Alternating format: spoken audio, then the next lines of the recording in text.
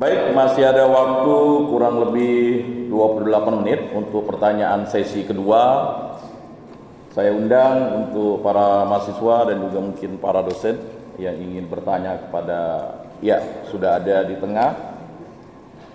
Di bagian baris pertama atau belum ada?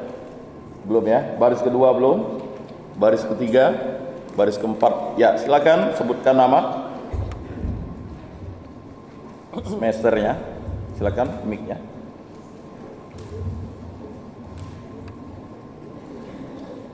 Ya, silakan berdiri. Baik, terima kasih waktu dan kesempatannya yang sudah diberikan kepada saya untuk bertanya.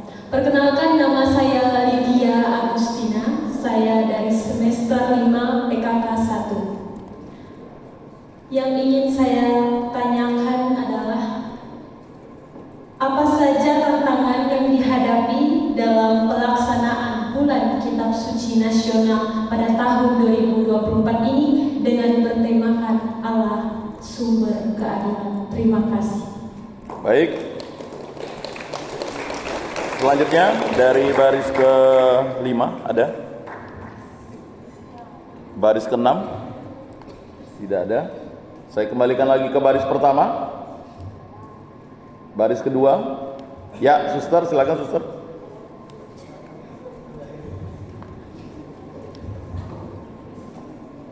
Nama dan semesternya, suster.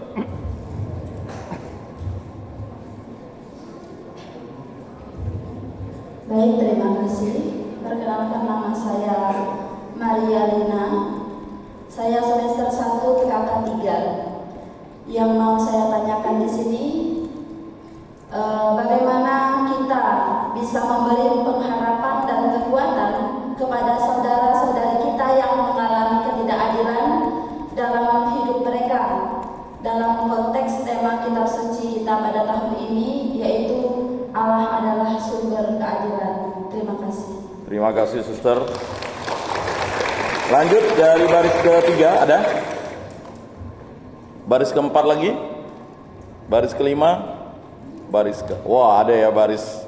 Ya, silakan. Yang pakai bendo gak luar biasa nih. Bendo kupu-kupu. Silakan. Baik, terima kasih. Perkenalkan, nama saya Victoria Brenda Angela Bagau dari PKK 5. Di sini pertanyaannya hampir sama dengan suster, tapi agak beda dikit. Di sini saya ingin bertanya, bagaimana ajaran Nabi Nahum dan Habakuk dapat diterapkan untuk mengatasi keadilan yang terjadi di masyarakat modern?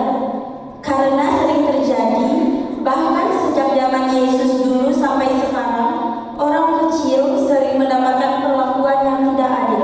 Terima kasih. Baik. Dikasih aplaus dong. Selanjutnya baris ke-5 ada? Idem ya. Baris ujung ke-6? Tidak lagi. Baik, Pastor, ada 3 penanya mungkin hampir sama. Dari Lydia semester 5, apa saja yang dihadapi dalam BKSN 2024 dengan tema Allah Sumber Keadilan? Kemudian Suster Maria Lina, bagaimana kita bisa memberi pengharapan dan kekuatan yang mengalami ketidakadilan? Dari Victoria semester 5, bagaimana ajaran Nabi Nahum dan Habakuk pada masyarakat modern zaman sekarang? Silakan Pastor. Apa tantangan dalam katakanlah penerapan atau praktek Bulan Kitab Suci Nasional kita ini? Saya pikir ini bukan suatu pertanyaan yang baru, karena masalah ketidakadilan itu masalah yang dari dulu sampai sekarang. Dari sejak manusia hidup berrelasi dengan orang lain, dan ketika manusia mulai dibagi dalam bentuk kategori kuasa dan tidak berkuasa, kaya dan miskin, berpangkat dan tidak berpangkat, kita lihat dalam teks kitab suci bagaimana Nabi Amos, Nabi Hosea, Nabi-Nabi lain yang bercerita tentang Nabi Yesaya tentang ketidakadilan itu. Jadi ini sebenarnya persoalan yang sama yang diangkat kembali dalam tema Bulan Kitab Suci Nasional, masalah klasik kita. Jadi tantangan pertama adalah kenyataan dunia kita ini. Itu pertama, bahwa kenyataan tidak di masyarakat manapun, di kondisi apapun, bahkan di masyarakat yang paling, katakanlah kita sebut yang paling sejahtera pun, entah itu di Singapura kita anggap pun, entah di negara Eropa sana ada negara, tetap ada sekelompok orang yang merasa diri diperlakukan tidak adil. Kenapa? Karena kelemahan manusiawi kita. Kelemahan manusiawi kita ingin selalu berkuasa. Mengapa Yakobus dan Yohanes datang kepada Yesus? Guru, kalau engkau jadi raja, biarkan kami duduk di kiri kanan. Itu kecenderungan untuk menjadi penguasa itu melekat dalam diri kita. Menjadi orang yang punya kedudukan, orang yang punya nama, orang yang punya harta, itu akhirnya ketika disalurkan dengan cara yang tidak benar, maka muncullah ketidakadilan. Tidak ada salah kalau kita ingin menjadi orang yang lebih baik, naik pangkat, punya karier, tidak salah. Tetapi ketika aturan dibelokkan, ketika cara-cara curang dipakai, disitulah muncul ketidakadilan. Jadi tantangan kita itu sebenarnya tantangan yang dari dulu sudah ada. Kenyataan di dunia ini bahwa ada ketidakadilan. Yang kedua, tantangan kita ialah kita sendiri pun tidak semuanya mampu membebaskan diri dari ketidakadilan itu. Sehingga kita sendiri pun tidak menjadi saksi yang bisa bersuara dengan tegas. Karena kita juga ikut di dalam struktur ketidakadilan itu.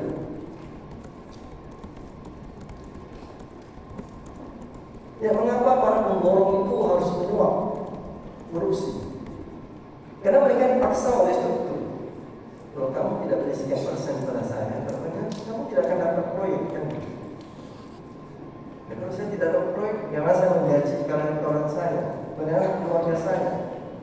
Nah, struktur ini kita kadang-kadang tidak bisa lepas dari struktur seperti itu. Nah, itu buat kita sendiri pun, ya, kesaksian kita sendiri pun tidak hebat. Karena kita pun di dalamnya ikut bermain, ya. Kelemahan kita secara pribadi maupun kelemahan struktur itu sendiri yang ada dalam lingkungan kita. Kemampuan kita mengambil jarak inilah yang menentukan nanti apakah kesaksian saya itu bisa bersuara atau tidak. Oscar Romero, uskup yang dibunuh itu, di awal dia dianggap sebagai imam dan uskup yang ikut struktur. Maka dia dengan senang hati didukung untuk jadi uskup. Kenapa ini bisa jatuh nih? Nah, dekat dengan pemerintah korup itu, gampang nanti. Tapi ketika dia berani mengeluarkan dirinya dari struktur, mulai bertindak dengan tegas dan jelas, walaupun dianiaya, ditangkap, disiksa, suaranya menjadi sangat bergaung ke seluruh negara ini. Khutbah radionya ini ditunggu oleh umat karena datang dari orang yang bisa memberikan cahaya. Karena dia sendiri sudah melepaskan diri, lepas dari struktur kekuasaan dan korup yang tidak adil. Nah ini jadi tantangan baik kenyataan, tantangan dari kelemahan diri sendiri itu yang harus kita hadapi pertama-tama. Dan itu tidak gampang. Karena kita sendiri sering takut untuk keluar. Entah kita takut karena risikonya, entah kita takut karena tidak sanggup, tidak ada pendukung. Karena itulah Allah mengatakan jangan bertindak sendiri, bersama. Maka kekuatan kita akan muncul. Ketika DPR mau mengubah undang-undang pilkada kan, akhirnya mereka gagal kan itu. Karena ada kekuatan bersama yang serentak turun pada hari esoknya. Itu bagian dari kekuatan bersama itu. Ya entah apakah itu digerakkan oleh orang atau bergerak sendiri, tapi yang jelas kebersamaan itu membuat anggota DPR akhirnya mundur. Itu contoh. Ketika ketidakadilan, ketika kekuasaan mau dipaksakan dan ada bersama yang benar-benar kuat pada saat itu, dia akan juga mundur, dia juga akan takut. Karena dia tahu bahwa sesuatu yang tidak didukung oleh banyak orang pasti akan roboh dengan gampang susah. Nah, saya pikir ini jawaban yang bisa saya sampaikan. Lalu bagaimanakah teks-teks Nabi Nahum, Habakuk, kalau kita secara teks kitab suci bisa dipakai pada situasi kita sekarang? Ini saya pikir tergantung kepada kemampuan kita untuk pertama-tama menangkap dulu pesan-pesan Nahum atau Habakuk itu yang jelas itu pesannya apa. Ketika kita tahu menangkap pesan itu dengan baik, kita juga dibantu untuk menerapkannya dengan tepat juga pada situasi kita. Jadi kita pelajari dulu teks Nahum, teks Habakuk itu. Oke, dia bicara tentang kesabaran, dia bicara tentang iman, dia bicara tentang kasih Tuhan. Nah, bagaimana teks-teks ini misalnya ya kita pakai dalam situasi kita, kita pakai dalam masalah yang kita hadapi. Bagaimana kita terjemahkan kasih Tuhan di sini? Bagaimana kita hidup dalam kesabaran? Nah, mungkin saya sendiri juga ketika mendampingi orang yang sedang menghadapi masalah hidupnya, saya juga harus sabar menemani dia. Bukan hanya saya bilang sabar ya. Tapi sudah itu saya tidak pernah ketemu dia lagi. Atau dia datang mau ketemu saya menghindar karena capek mendampingi dia. Berarti apa yang saya katakan itu tidak punya daya apa-apa, itu hanya tinggal kata-kata kosong. Saya sendiri juga harus menghidupinya dengan kata lain. Maka apa yang saya buat untuk orang lain, apa yang saya katakan ke orang punya kekuatan yang bekerja di balik itu. Karena saya sebagai orang yang menolong dia juga mempraktekkannya, mencoba menghidupinya.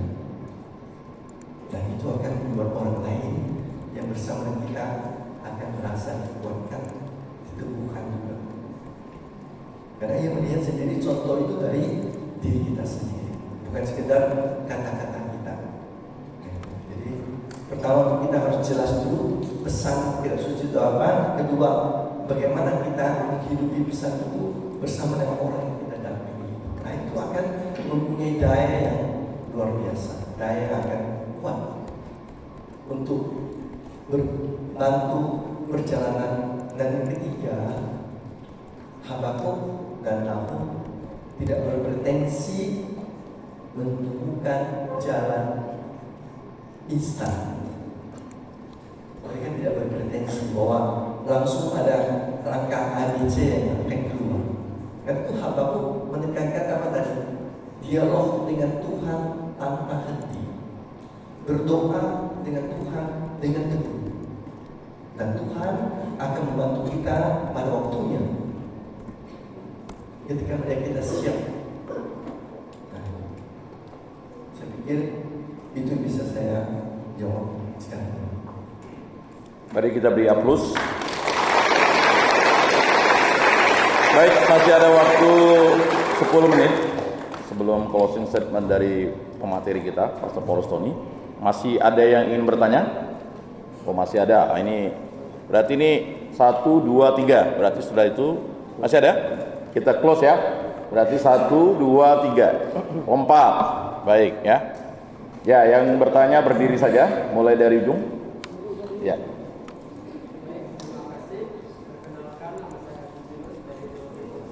Siapa namanya?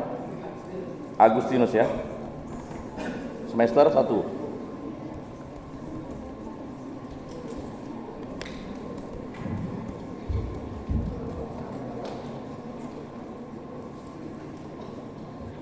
Ya, silakan pertanyaannya. Baik, terima kasih. Nah, pada bulan PKS ini, suatu tantangan kita pasti sering, khususnya untuk agama Katolik, bagaimana cara kita untuk membantu mereka yang tidak tahu dengan PKS ini